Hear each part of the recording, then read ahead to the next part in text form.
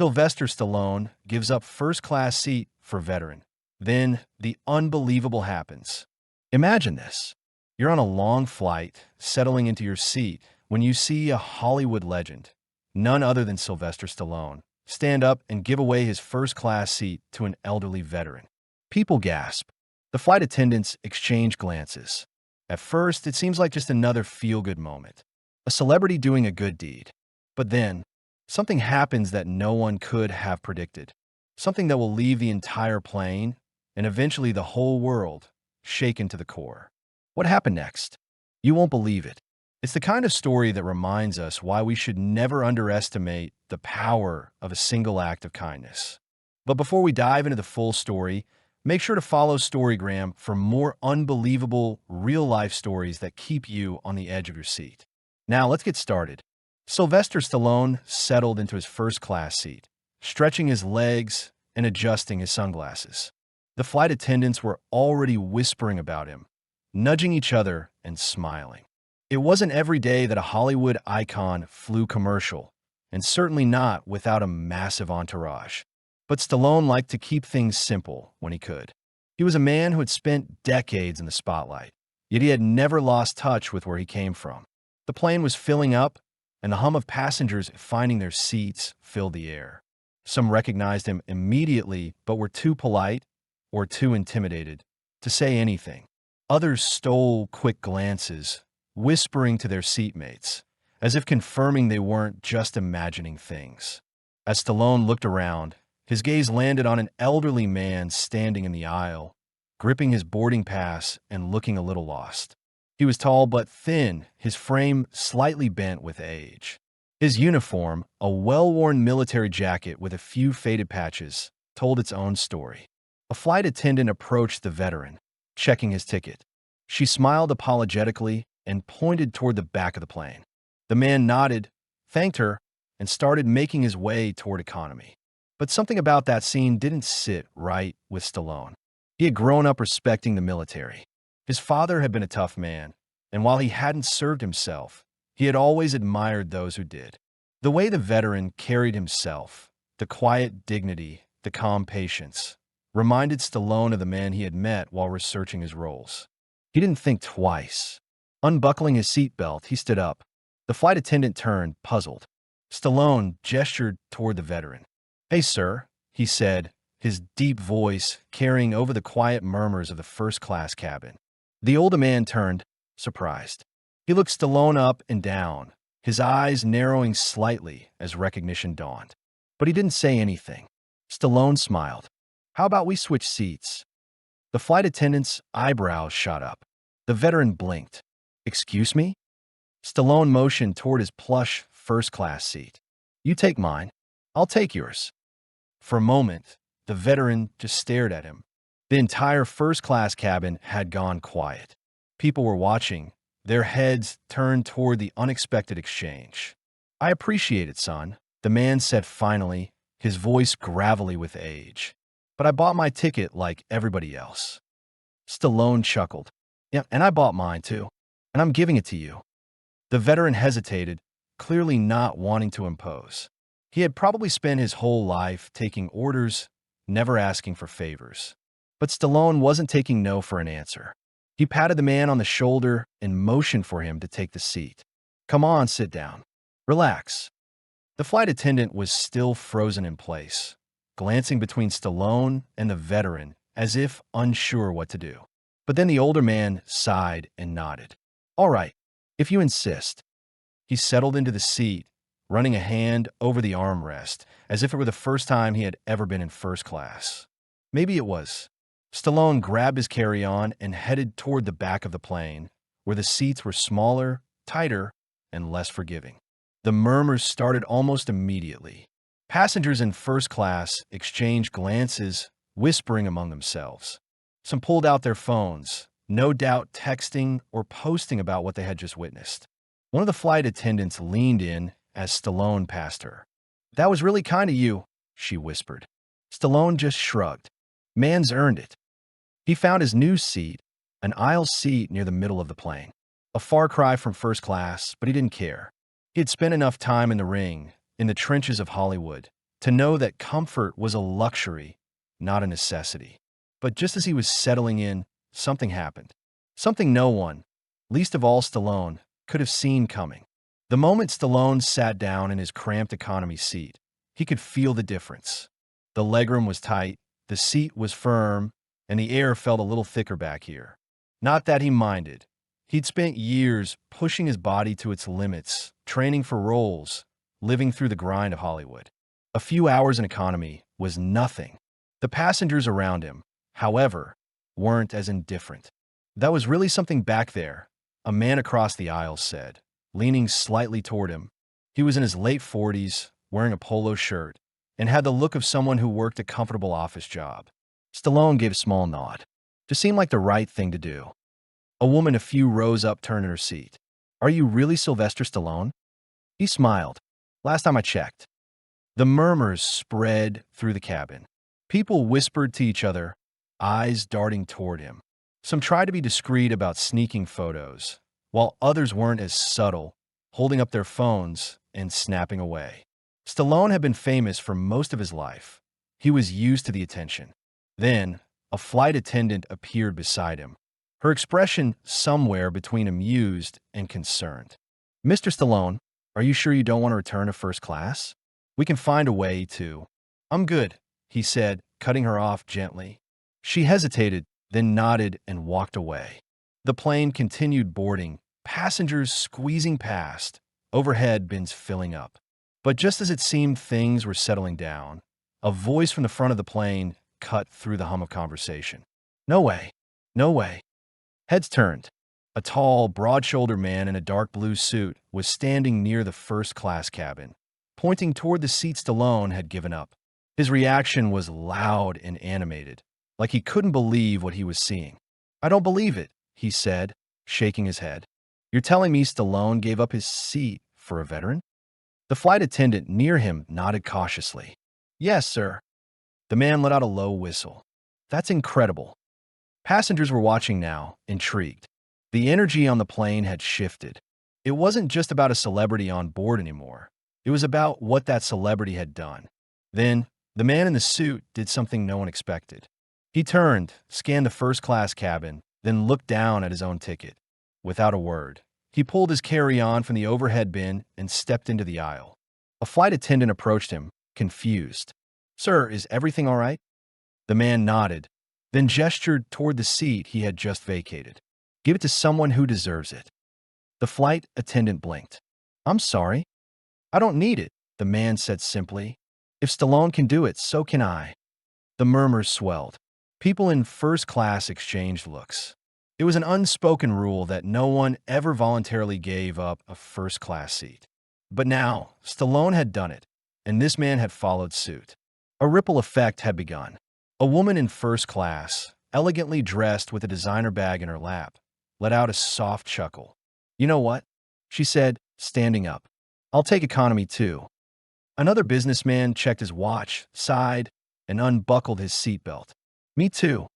One by one, passengers started rising from their seats in first class, surprising even themselves. It wasn't peer pressure, and it wasn't about making a statement. It was something deeper. A moment of clarity. An understanding that they had the power to make someone else's day a little better, just like Stallone had done. Flight attendants were now scrambling, trying to organize the unexpected switch. Passengers from economy were being escorted forward, eyes wide with disbelief, as they were offered seats they had never dreamed of sitting in. A young mother with a baby, an elderly woman traveling alone, a man in a worn-out jacket who looked like he had seen better days. It wasn't just one seat anymore. It was an entire section of the plane. Stallone watched from his seat, arms crossed, a small smile tugging at his lips. He hadn't planned for any of this to happen. He had just done what felt right in the moment. But now, something much bigger was unfolding. And then, just as the final first-class passenger gave up their seat, a voice crackled over the intercom. "Ladies and gentlemen, this is your captain speaking. I've been flying for over 20 years, and I have never seen anything like this."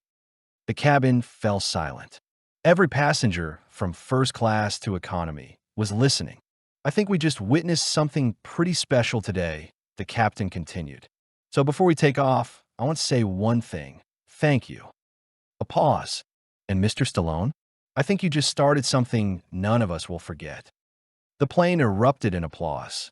As the applause rippled through the cabin, Stallone leaned back in his seat, letting out a small breath. He hadn't expected any of this. A simple gesture, one seat, had set off a chain reaction that transformed the entire first-class cabin. It was humbling. It was surreal. But most of all, it was proof of something he had always believed. People want to do good. Sometimes they just need a little push. The flight attendants were still moving passengers around, adjusting seating assignments, and helping those who had been upgraded settle in. The veteran in Stallone's former seat looked stunned. His hands rested on the armrests like he wasn't sure if he should be touching them. "Hey, soldier," one of the newly seated economy passengers said to him, smiling. "Looks like you're the VIP on this flight."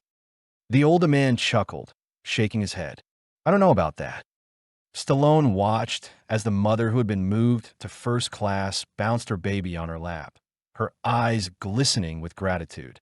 An elderly woman, who had struggled to get to her economy seat with a cane, now stretched her legs in comfort.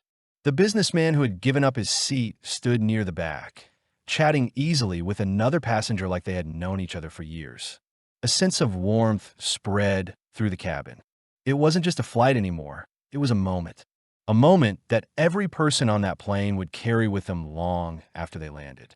Then, just as things seemed to be settling, the flight attendant who had first spoken to Stallone approached him again. She leaned in, lowering her voice. "There's a passenger who wants to speak with you." Stallone arched an eyebrow. "Yeah? Who?" She glanced toward the front of the plane. "You'll see." Curious, he stood up, stretching his legs as he followed her toward the front. The passengers in first class watched him as he passed, their expressions a mix of gratitude and admiration. But Stallone wasn't looking at them. He was focused on the figure standing near the cockpit. An older man, dressed in a sharp navy suit, stood with his hands clasped in front of him. His posture was straight, his expression unreadable. But there was something about the way he held himself that told Stallone everything he needed to know. Military. The man's eyes met his, and for a brief second, there was silence. Then he spoke. "You don't know me," he said, "but I know you." Stallone nodded slightly. "All right." The man's gaze flickered toward the veteran in first class before returning to Stallone. "I flew combat missions for 25 years. Saw a lot. Lost a lot. I don't expect civilians to understand." He paused. "But what you did back there," his voice wavered just slightly, "that meant something." Stallone didn't know what to say. He wasn't the type to get sentimental, at least not publicly. But something about the man's tone, about the weight in his words, hit him harder than he expected. "You served," Stallone said quietly. The man gave a small nod. "And so did my brother. He didn't make it back." He hesitated, then exhaled. He would have loved this. Seeing people act like this. Like we're all on the same side for once. Stallone swallowed, nodding. He thought about his own brother, about the losses he had faced in his life, the people he had fought for, and the ones he had lost. The man extended his hand. "Name's Colonel James Harper." Stallone took it, gripping firmly. "Pleasure to meet you, Colonel." The older man held his hand for a moment before finally letting go. "You remind me of the kind of guys I served with. Tough on the outside, but when it comes down to it, they give you the shirt off their back." Stallone smirked. "Or their seat." Colonel Harper chuckled, a deep, knowing sound. "Or their seat." A flight attendant interrupted them gently. "Sir, we're about to push back." Harper nodded, stepping aside. But before Stallone could turn back to his seat, the colonel leaned in slightly. "You didn't do this for the attention. That's why it mattered." Then, just like that, he stepped back, adjusting his suit as he moved toward his own seat in business class. Stallone returned to his row in economy, where a few passengers clapped him on the back as he passed. He wasn't sure what to make of everything that had just happened. He hadn't expected anything in return for giving up his seat, and he certainly hadn't expected to be standing face to face with a man like Colonel Harper. As he buckled in, the intercom crackled again. "Ladies and gentlemen, we're next in line for takeoff," the captain announced. "Please make sure your seatbelts are fastened and your trays are up. And one more thing. Welcome aboard what is probably the most unusual flight I've ever flown. Laughter filled the cabin. Stallone smirked. This was going to be a flight to remember. As the engines roared to life and the plane began taxiing down the runway, Stallone closed his eyes for a moment. He wasn't trying to sleep, just taking it all in. The energy in the cabin was different now. Lighter. People were talking more, strangers engaging with each other like old friends. It was the kind of thing you didn't see every day, especially not on a plane. The plane lifted off, and as it climbed through the sky, the cabin settled. Flight attendants began moving around, preparing for the service. Stallone adjusted in his seat, glancing around. Across the aisle, the businessman who had given up his first-class seat was in conversation with a young woman who looked like she had been nervous about flying. A few rows up, the veteran who now sat in first class leaned back, a smile on his face. Then, out of nowhere, a voice broke the quiet hum of the flight. "Excuse me, sir?" Stallone turned. A young man, maybe in his mid-20s, stood in the aisle beside him. He had short, dark hair and wore a well-fitted jacket over a plain t-shirt. He looked hesitant, like he wasn't sure if he should be bothering him. "Yeah?" Stallone said, sitting up slightly. The young man took a breath. I just wanted to say thank you." Stallone raised an eyebrow. "For what?" "For what you did back there." The young man motioned toward the front of the plane. "I've been sitting here thinking about it, and I don't think you even realize how big of a deal that was." Stallone shrugged. "Wasn't a big deal." The young man shook his head. "No, it was. See, my grandfather was in the military. He passed away last year. He always told me that real respect isn't about words, it's about actions." "What did you do?" "That was respect." Stallone studied the kid for a moment. There was sincerity in his eyes, something real. "Your grandfather sounded like a smart man," Stallone said. The young man nodded. "He was, and I know he would have loved this." He hesitated, then reached into his pocket. "Look, I know this is probably weird, but would you mind signing something for me?" Stallone chuckled. He was used to autograph requests, but this one felt different. "Sure, what do you have?" The young man pulled out a small notebook and a pen. Stallone took it, flipping to a blank page. He thought for a second, then scribbled something down. When he handed it back, the kid read it and smiled. "Stay strong. Respect is earned, not given. Sly."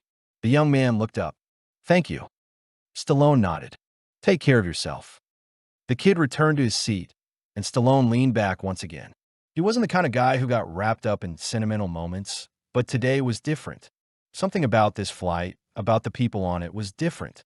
The first-class cabin had given up their seats, but somehow it felt like everyone had gained something. As the flight continued, things settled into a routine. Drinks were served, and passengers flipped through in-flight magazines or dozed off. A few people occasionally glanced towards Stallone, but for the most part, they left him alone. Then, an announcement came over the intercom. "Ladies and gentlemen, if I could have your attention for a moment," the captain's voice said. "We've been informed that we have a very special passenger on board today, a veteran who has served his country with honor and dedication. And while he didn't ask for any recognition, I think we can all agree he deserves it." Murmurs of agreement spread through the cabin. Passengers turned to look at the older man in first class, who sat up a little straighter, eyes widening in surprise. "We'd like to thank you for your service," the captain continued. "And on behalf of the entire flight crew, we want you to know that your sacrifices are not forgotten." A flight attendant appeared beside the veteran's seat, handing him a small package. The older man opened it slowly, revealing a commemorative pin with the airline's logo and the words, "Thank you for your service," engraved beneath it. Applause filled the cabin.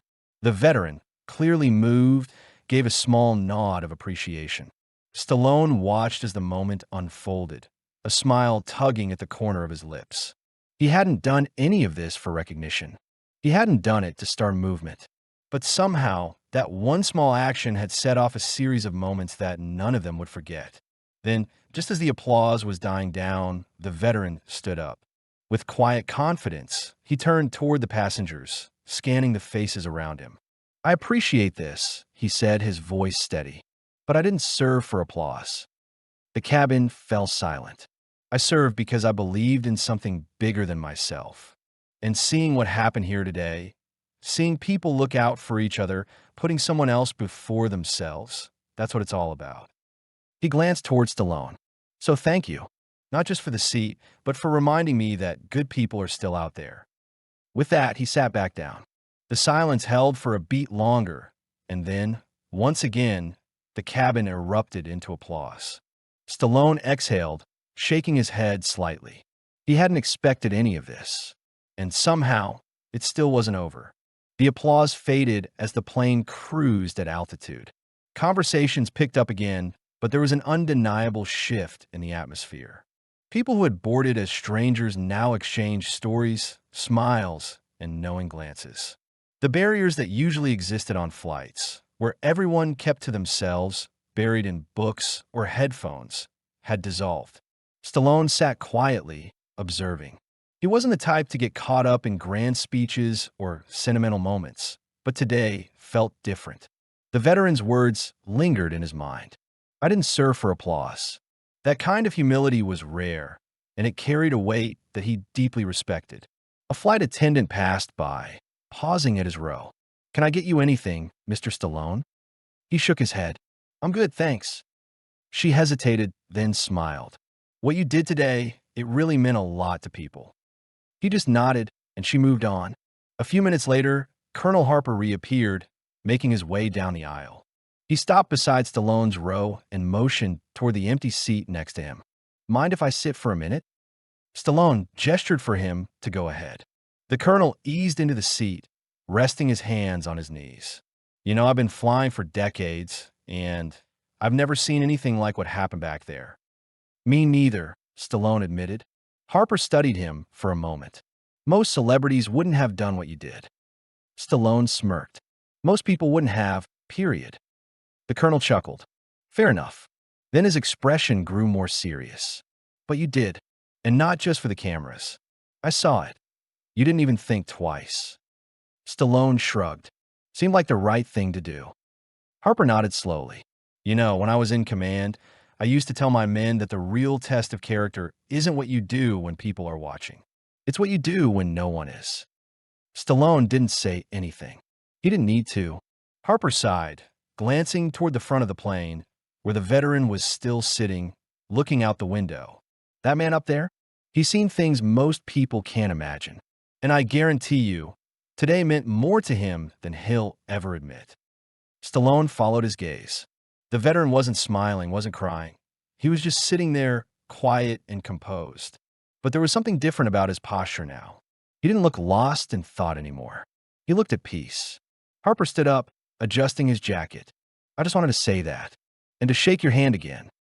Stallone stood, clasping his hand firmly. "Take care, Colonel." Harper gave a small nod. "You too, Rocky." With that, he returned to his seat. The rest of the flight was uneventful in the best way. People talked, laughed, and shared drinks. The energy never dipped back into the usual monotony of air travel. Even the flight attendants seemed lighter, as if they were part of something bigger than just a routine trip. Then, about an hour before landing, Stallone felt a tap on his shoulder. He turned to see a young woman, maybe in her early 30s, standing in the aisle. She had blonde hair pulled into a ponytail and wore a sweatshirt with Air Force Academy written across the front. "Sorry to bother you," she said, her voice hesitant, "but I wanted to say something before we land." Stallone nodded, waiting. She took a breath. "My dad was in the military. He passed away a few years ago. And growing up, he always talked about honor, about sacrifice. But you don't always see that in the world anymore. Today I saw it." Stallone felt something tighten in his chest. He was an emotional guy, but there was something about the sincerity in her voice that hit deep. "I just wanted to say thank you," she continued. "Not just for what you did, but for reminding people that small actions matter." Stallone wasn't sure what to say. He simply nodded. "Your dad raised you right." She smiled, her eyes glistening just a little. "Yet he did." She gave a small nod and returned to her seat. As the plane began its descent, Stallone leaned back, staring at the ceiling. He had boarded this flight expecting nothing more than a few hours of travel. Instead, he had witnessed something that felt bigger, not because of him, but because of what people were willing to do when given the chance. It wasn't about first-class seats or grand gestures. It was about recognizing each other, about remembering that we're all in this together. And as the wheels touched down on the runway, Stallone knew one thing for sure. This was one flight he'd never forget. As the plane touched down, a hush fell over the cabin. For a brief moment, it was as if no one wanted the flight to end. People had spent the last few hours in a rare kind of moment. One where strangers connected, where small acts of kindness had turned into something bigger than any of them had expected. Stallone sat back, letting the hum of the engines fill the silence. He had been on hundreds of flights in his life, traveling the world for premieres, shoots, and events. But this one was different. This one had weight. The captain's voice came over the intercom. "Ladies and gentlemen, welcome to our destination. On behalf of the crew, I'd like to thank you for flying with us today. And personally, I'd like to thank all of you for reminding me that humanity still exists at 35,000 feet." Soft chuckles spread through the cabin. The plane taxied to the gate, and the familiar chime signaled it was time to unbuckle seatbelts. People moved slower than usual, stretching, gathering their things, but there was no rush to push ahead, no impatient jostling. It was as if no one wanted to shatter what had happened. Stallone stood, reaching for his bag, when he felt a hand on his shoulder. He turned. It was the veteran. He had his carry-on in one hand, his other hand outstretched. His eyes were steady, filled with something that didn't need words. Stallone took his hand, gripping it firmly. "Thank you," the veteran said simply. Stallone nodded. "You earned it." A pause. The veteran smiled, the kind of smile that carried years of experience, of loss, of understanding. "I appreciate it, but you and I both know this was never about the seat." Stallone smirked. "No, that it wasn't." The older man gave a final nod, then turned, moving down the aisle with quiet dignity. As he passed, people stepped aside, giving him space. It wasn't out of pity or obligation. It was respect. Stallone slung his bag over his shoulder and followed, moving with the rest of the passengers toward the exit. Flight attendants stood near the door, smiling, but even they seemed different, like they knew they had witnessed something rare. As Stallone stepped off the plane and into the jet bridge, he felt the cool airport air hit him. Voices filled the space, the normal bustle of travel returning. The spell of the flight was breaking, reality creeping back in. A few passengers from the flight gave him nods as they walked past. A businessman who had given up his first-class seat clapped him on the back. A woman with a child smiled at him before disappearing into the crowd. Then, as Stallone made his way toward baggage claim, he heard someone call his name. "Mr. Stallone." He turned. A young man, barely out of his teens, stood there holding his phone. His hand shook slightly as he hesitated. I just wanted to say I saw what happened on the plane. And I know a lot of people will probably talk about it online, but I just wanted to say it in person. That was amazing." Stallone looked at him, then at the phone in his hand. The kid was probably right. In a few hours, this would be all over the internet. Someone had likely recorded it. Maybe multiple people. The world would see what happened today. But that wasn't why he had done it. He clapped the kid on the shoulder. "Do me a favor." "Yeah?" Stallone nodded toward the exit. "Go out there and do something good for someone else." The young man blinked, taken aback, then nodded. "I will." Stallone smiled. "Then we're good." He turned and walked toward the baggage claim, blending into the crowd. As he moved through the airport, he overheard bits of conversation. People from the flight were talking about what had happened, about what it meant, about how they felt different. Maybe they'd forget in a week. Maybe they wouldn't. But for a moment, just a moment, they had remembered what it meant to look out for each other. And that was enough.